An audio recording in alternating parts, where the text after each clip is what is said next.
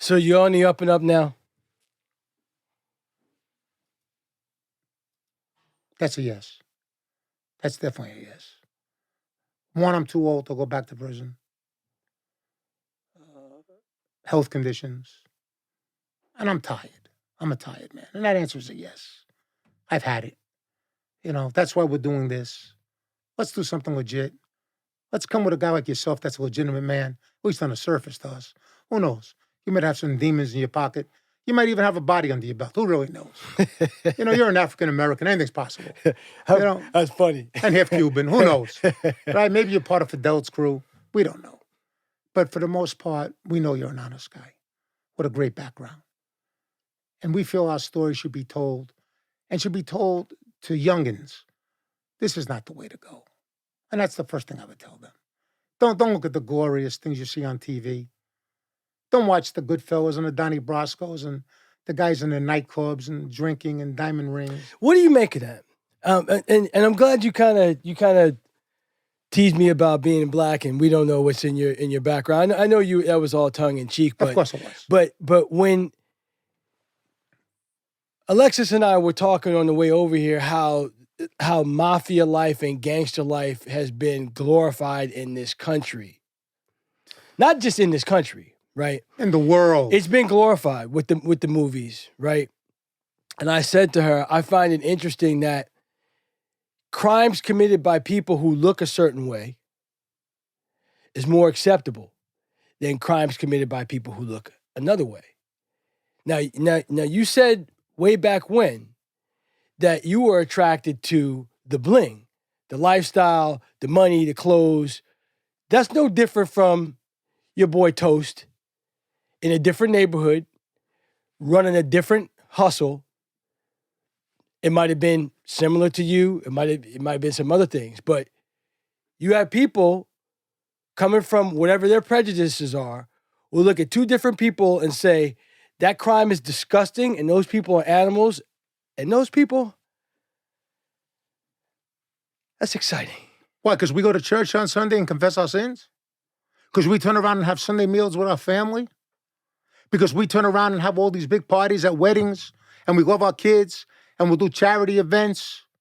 Are we serious?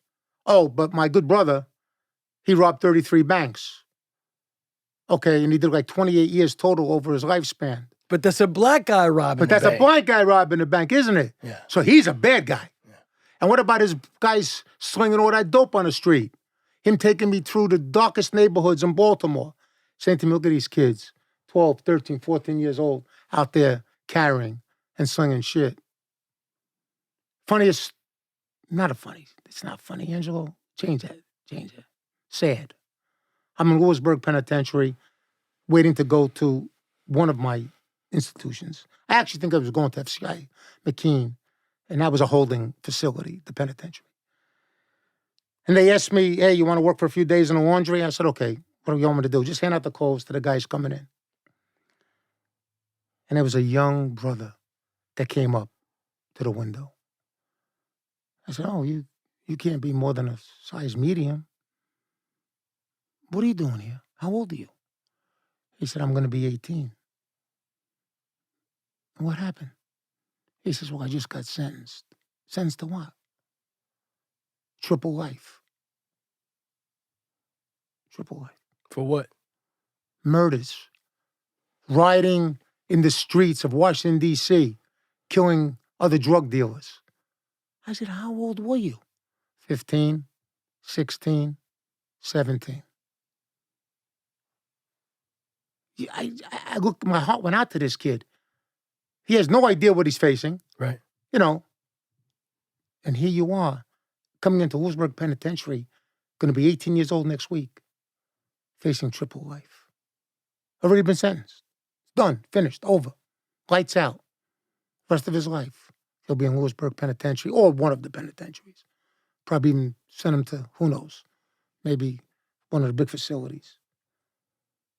And yet, you look at him and say, well, he's black. That's what they do. Right. You know, they swing that shit in the street. That's how they make a living. All started with the eras of Frank Lucas and Nicky Barnes and all that, right? Driving Bentleys and Rolls Royces. But that's the black man. That's what he does. Well, what does the Italian guy do? Kills people? Loan sharking?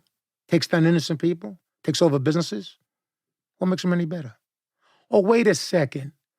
He talks to you about his marinara sauce and his meatballs and his spaghetti. And he's got a cool accent. Forget about it. Yeah. How's the water? Yeah. Everything's great. What makes him any different? He's a common criminal. I'm a common criminal. So I didn't go into the dope game. But what about our bosses that were bringing in heroin from the French Connection and making hundreds of millions of dollars? Who did they feed it to? Okay, well, we're going to sell it up to Harlem. We're going to give it to Frank Lucas and to Nicky Bonds, but none of us better creep down into Brooklyn because we don't want our kids infested with it. It's only good for the black man. How hypocritical is that? How hypocritical is that? So that black man is not human? He doesn't put his pants on the same way we do? He doesn't go to the bathroom the same way we do? And he doesn't have a mother that loves him or a father that loves him? Well, he's a black man, so we're going to put those drugs in the black community because they're the ones that are going to do it. Then when they went from heroin to the cocaine to the crack, which was a derivative of cocaine, a cheaper form, and those poor women that were prostituting themselves so they could buy crack and they could smoke it in their pipe. It's okay, isn't it? They're not celebrating Christmas Eve. They're not doing the 7 fishes on that night. They're not there with their family opening up presents. They're going to be looking for their next hit on the street. So we're going to just sell it to the black man. And how many movies are there like that? Maybe American Gangster, maybe with Denzel Washington, with Frank Lucas. Right. Maybe 1 or 2 stories on Nicky Bonds. But how many are there of us?